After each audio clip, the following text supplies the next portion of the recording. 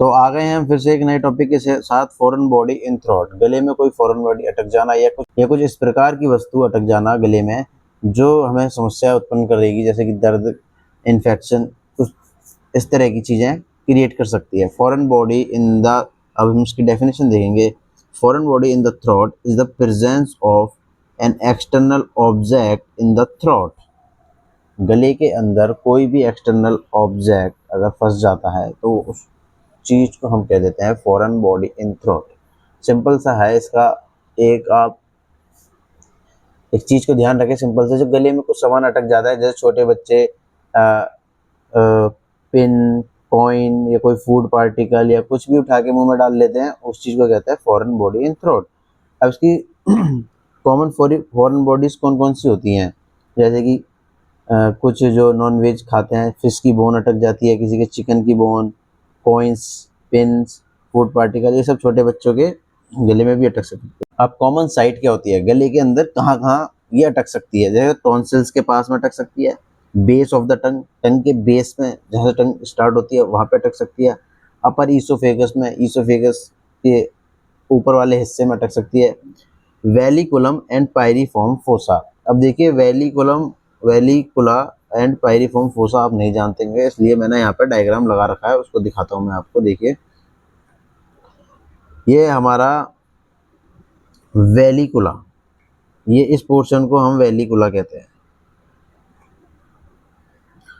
अब पायरिफॉर्म फोसा, उसके लिए कि मैंने एक और डायग्राम बनाया, जैसे कि देखिए एपिग्लोटिस ये है, यहाँ पे भी एपिग्लोटिस है, जो ये ग्रूव्स दिखाई दे रहे हैं ना, ये इसको कहते हैं हम पायरिफॉर्म फोसा, जैसे कि यहाँ पे दिखा रखा है, ये इनको पायरिफॉर्म फोसा कहा गया है। यहाँ पे सामान या कोई भी वस्तु अटकने की संभावना ज़्यादा रहती है।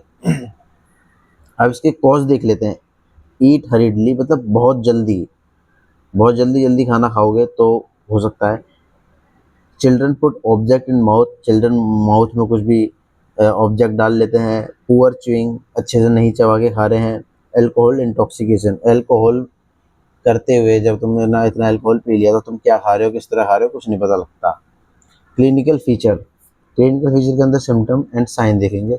सिम्टम में क्या मिलेगा, जब कुछ गले में आ गया तो throat pain, foreign body sensation, dysphagia, difficulty in swallowing, odynophagia, painful swallowing, drooling, वहाँ पे सलाइवेशन होगी, कफिंग, ब्रीदिंग डिफिकल्टी, ये सब साइन मिलते हैं हमको। आप खुद ही सोचिए, अगर गले में कुछ चीज़ अटक गई तो ये सब साइन मिलेंगे। आप सोच के भी लिख सकते हैं।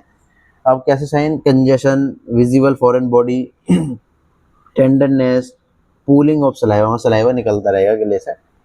अब इन्वेस्टिगेशन इसके अंदर हम क्या क्या कराएंगे, देखिए एग्जामिनेशन करेंगे। सबसे पहले तो ओरल कैविटी का एग्जामिनेशन, मुंह को खुलवा के उसका चेक करेंगे ओरल कैविटी एग्जाम का। फिर उसके बाद हम इसके अंदर डायरेक्ट इनडायरेक्ट लेरेंजोस्कोपी कर सकते हैं।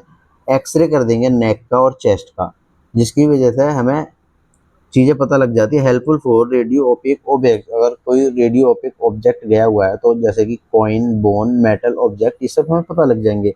और एंडोस्कोपी करा सकते हैं।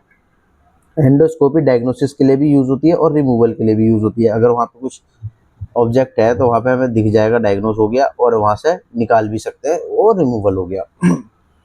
अब इसमें कॉम्प्लिकेशन क्या क्या आ सकती है भैया, इन्फेक्शन हो सकता है, अगर उसने वहाँ अंदर जाके इंजरी कर दी, फिर वहाँ पे बैक्टीरियल ग्रोथ हो गई, इन्फेक्शन, परफोरेशन, वहाँ पे कहीं इंजरी कर दी, एयरवे ऑब्स्ट्रक्शन, देखियो एयरवे तो ऑब्स्ट्रक्शन हो गई होगा।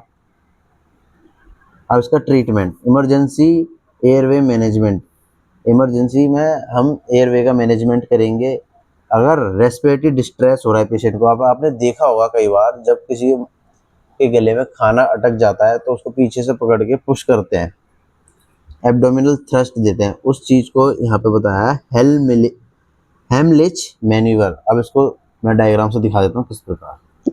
देखिए आपने देखा होगा, पीछे से पकड़ के यहाँ पे फिस्ट बना के फिर उसके एब्डोमेन पे प्रेशर देते हैं। बच्चे के केस में इस प्रकार करते हैं, बड़ों के केस में इस प्रकार करते हैं। ये डायग्राम मैंने आपको इसलिए लगा रखे हैं, आपको इधर उधर सर्च करने की कोई ज़रूरत ना पड़े, आपको अच्छे से विजुलाइज होए और आप अच्छे से याद कर सकें। हमारा मेन पर्पज़ यही है। हेलमिंच हेमलिच मैन्यूवर हमने देख लिया। इंट्यूबेशन कर सकते हैं, वहाँ पर ट्रैकियोस्टोमी कर सकते हैं, ट्रैकियो को कट करके, देखिए ट्रैकियोस्टोमी कर दिया, यहाँ पे हमने ट्रैकिया को काट दिया, थोड़ा सा गले को काट दिया जाता है, यहाँ पे थोड़ा सा इंसिजन कर दिया जाता है, और यहाँ पे कुछ भी रेस्पिरेशन के लिए या फिर कुछ अदर मटेरियल के लिए यहाँ पे जोड़ दिया जाता है। उसके बाद देख लेंगे हम रिमूवल ऑफ फॉरेन बॉडी। अब रिमूवल ऑफ फॉरेन बॉडी कैसे करेंगे? मैगिल फोर्सेप्स से कर सकते हैं। मैगिल फोर्सेप इस तरह का दिखता है। एंडोस्कोपिक रिमूवल, डायरेक्ट लेरेंजोस्कोपी कर सकते हैं। मेडिसिन इसके अंदर अगर इन्फेक्शन हो गया होता है एंटीबायोटिक चला दो, एनाल्जेसिक पेन हो रहा होता है एनाल्जेसिक चला दो। तो ये था आज का टॉपिक, छोटा सा topic, foreign body in throat. Foreign body in throat मैंने आपको अच्छे से बता दिया, डायग्राम की मदद से बता दिया। आप जल्द से जल्द से याद कर लें, अच्छे से विजुलाइज कर पाएँ और लंबे समय तक याद रहे, इसलिए मैंने आपको डायग्राम की मदद से, आपको इधर उधर भागने की कहीं ज़रूरत नहीं पड़ेगी। हमारे चैनल पे हमारा मेन पर्पस यही है, आपको जल्द से जल्द छोटे से छोटे टॉपिक करके पढ़ाएं, बड़े टॉपिक को आसान और ईजी भाषा में पढ़ाएं, ताकि आप पेपरों में एग्जाम में अच्छे से मार्क्स कर पाएँ। हम नोट्स के साथ पढ़ा रहे हैं कि आपको किस तरह लिखना है। आप अगर इस तरह ही लिखेंगे, आपको नीट एंड क्लीन नोट्स मिलेंगे और सरल भाषा में नोट्स मिलेंगे। इसीलिए हमारा चैनल का नाम है सरल आयुर्वेदा। हम आपको सरल तरीके से पढ़ा रहे हैं। चलिए, तो धन्यवाद। किसी और टॉपिक पर आपको जानकारी चाहिए हो या फिर कोई और टॉपिक पे आप वीडियो बनवाना चाहते हो तो मुझे बताएं, हम आपके लिए ज़रूर कोशिश करेंगे।